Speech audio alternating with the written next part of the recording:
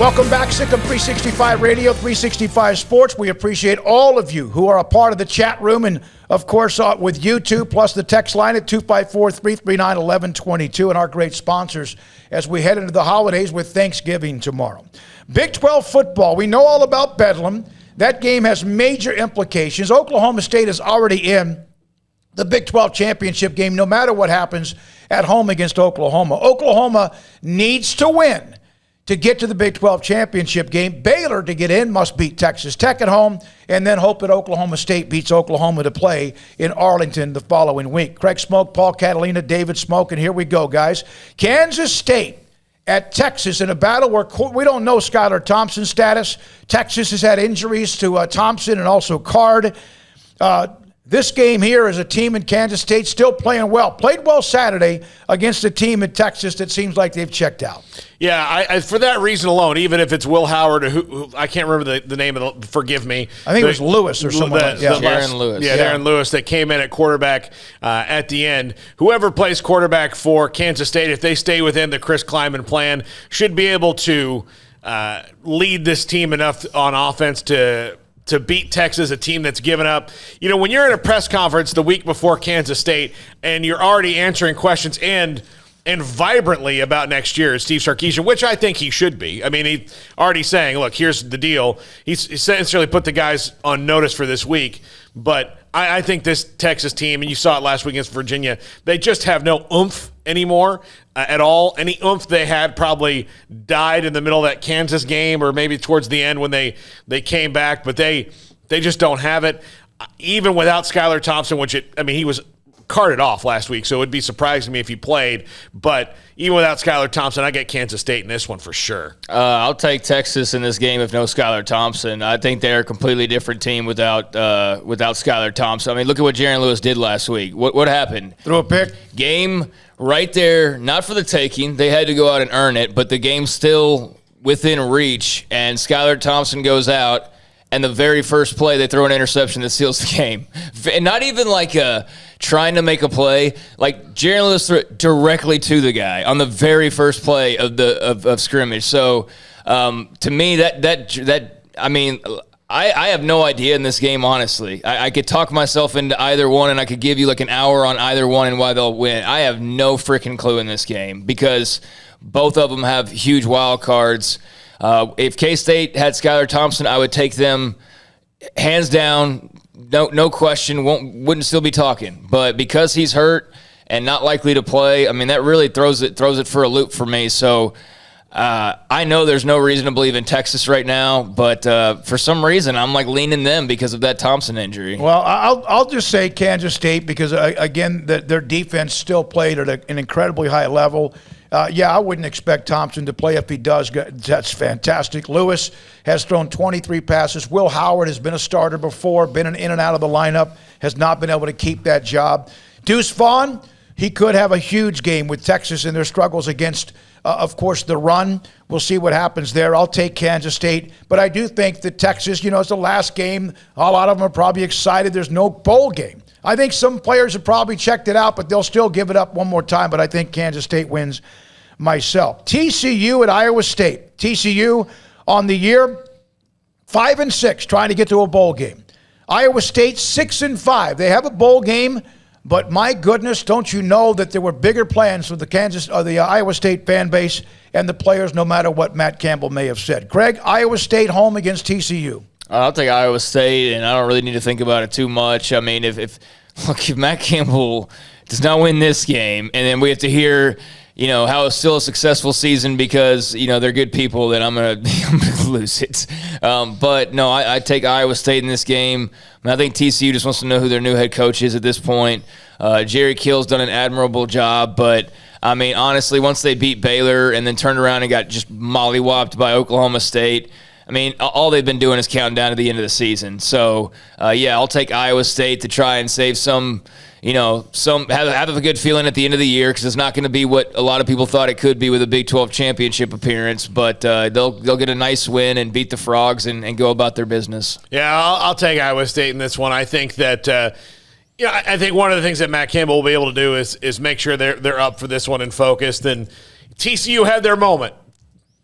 a couple weeks ago against Baylor. That was their moment. That was their let's get all the emotions out. And then, of course, Chandler Morris, was locked in as anybody could be in that game. So it hasn't happened since then, and Max Duggan's back. I think TCU wins, or not TCU, Iowa State handles TCU pretty well. I mean, based on how they beat teams. I mean, they're not blowing anybody out probably, but Breece Hall probably has a big game, and they win.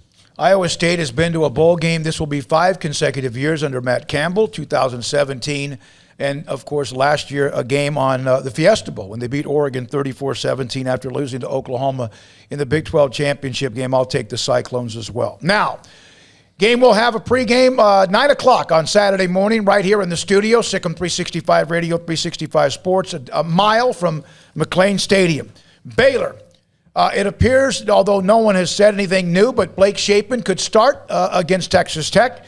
And Texas Tech coming off a shutout loss at home against Oklahoma State. I look at this game the same way I looked at TCU, and you guys, I both think, agreed with this. It'd be inexcusable to lose this game unless, barring you just have one of those days. And even then, if you fumble 4 times, throw 2 picks, whatever, that's inexcusable too. I think they should win this game like 30-14. Yeah, I don't think Texas Tech is a better team in any single area than Baylor is, and you could even, if you wanted to, try and make an argument about Austin McNamara, their punter, because he had a big game. Well, Baylor still got a really good punter too, so that's not even some advantage. And everywhere else you look, I don't know one area where you would take. I mean, outside of maybe you take Eric Izakama as your number one wideout versus Baylor's number one wideout, but then again, Tyquan Thornton's not bad, so. Being at home, being what's on the line, being who this senior class is, being that they have to be well aware of what's riding on this, and it has nothing to do with Joey Maguire or any of that kind of stuff. But if you want to add that in there too, I think I just think they're a better team all the way around, and they're also at home, and they have something to play for, whereas Tech is just kind of hey, whatever we do from here is pretty good. Hey, we're going to a bowl game, that's great. When does Joey Maguire take over? I mean, so they're 2 programs at 2 really different spots. Baylor's in the spot to win this game, win 10 games, and then go and maybe win an 11th and maybe even a 12th. So I'm taking the Bears. All right. And for whatever Joey Maguire can give them game plan this week, I think that'd be.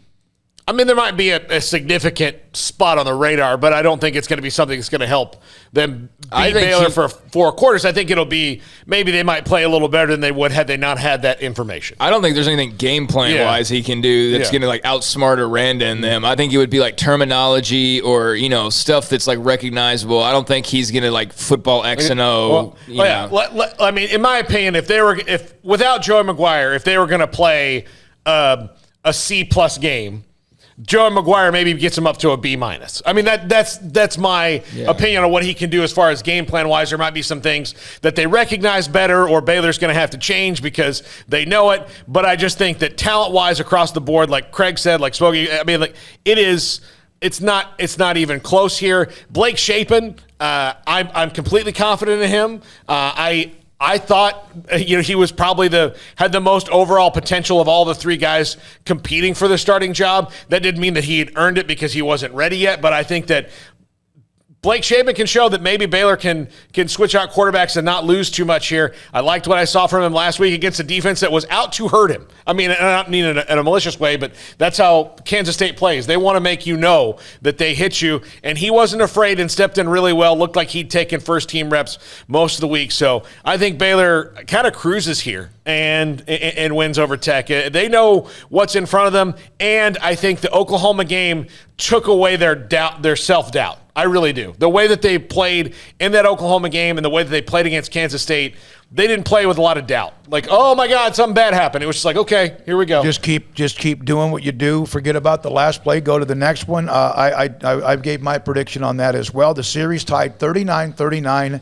And of course, last year was a debilitating loss in Lubbock when they kicked the field goal at the end of the game when Baylor led the game, controlled the game throughout the game, and could not close the game. Yeah, and Shapen's the wild card. I mean, the only thing that really worries me at all would be for him to go in the game and just throw 3 picks out of the gate and, have nerves take over or just, make some bad decisions. But I don't know. He seems like a really confident player and seems like he's been kind of ready for this moment. And now it's not as though he's getting thrown into the fire this week. I mean, he got an entire half a play last week, so he kind of already got his feet wet and has kind of had the idea in mind, I could start all week long. So I think he's going to be ready for it, and I would expect him to play well. All right, well, quickly talk about this game, discuss West Virginia at Kansas.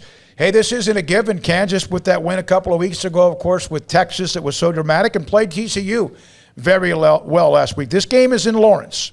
Kansas is 2-9. That's probably what most people thought they would finish, 2-10 or something like that. They have a chance to get to 3-9, and of course, West Virginia has a chance to get to a bowl game, so they have a lot on the line here with the game in Lawrence. I mean, I think Kansas is clearly playing better, and I think that's going to continue to grow in the offseason for them, and they're probably not going to be as easy and out in 2022 as they were in 2021, especially as they were in previous years. But I think West Virginia's played well enough down the stretch for me to think this is just their game.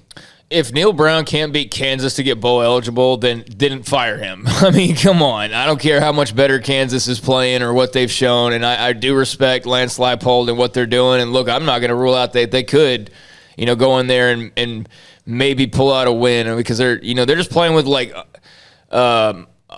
just a cool kind of confidence where there's what's there to lose? Like, you're Kansas. I mean, just go out there and play and get better every week when you have an opportunity to, and that's all they're doing. And I think, that can lead to on any given day, you be jumping up and beating a team. But I will take West Virginia. I mean, they have to win this game to not do so, to not beat the worst team in the conference, to get bowl eligible. Yeah. I don't care where it's being played. That would be unforgivable. That would be possibly, let's see, 1, 2, 3, 4, 5, 6. There could be 8 bowl teams if West Virginia wins and if TCU wins. And, of course, TCU's at Iowa State. Could be 8 bowl teams in the Big 12 with Texas and Kansas the only ones out.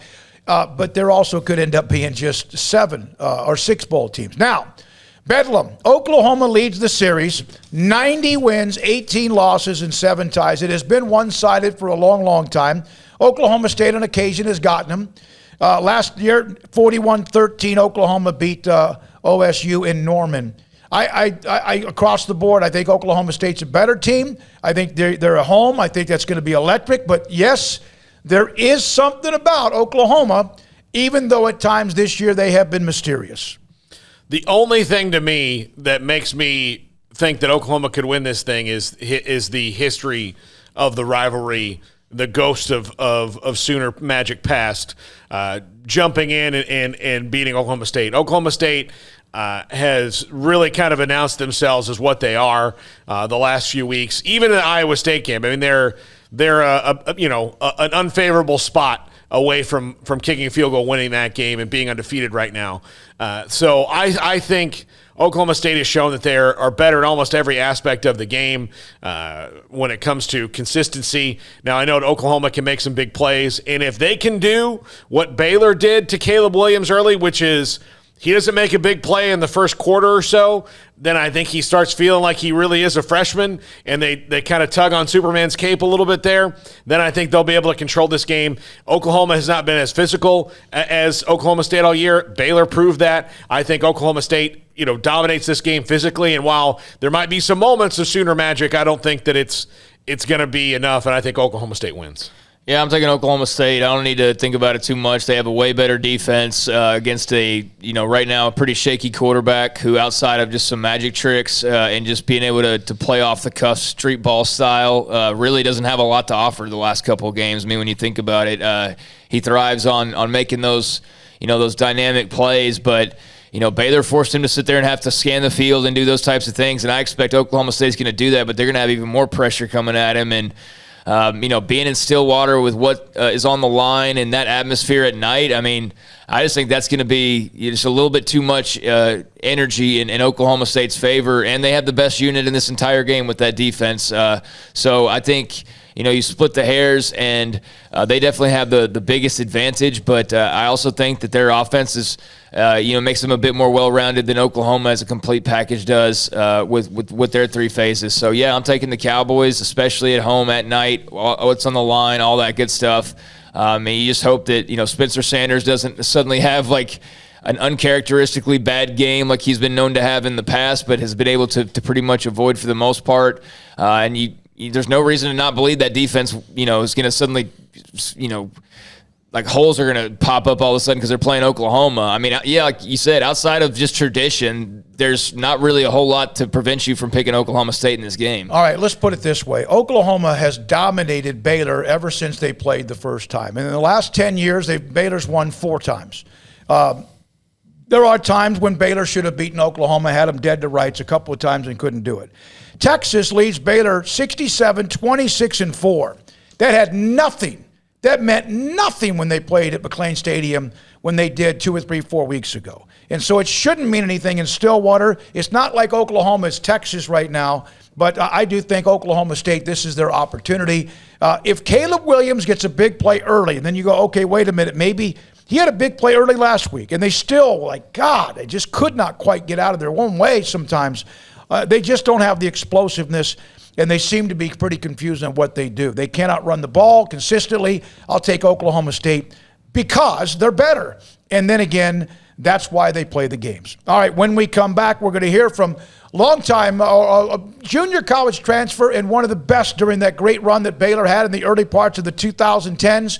Eddie Lackey is going to be honored this weekend for the Baylor game against Texas Tech, and he'll join us next on Sikkim 365 Radio and 365 Sports.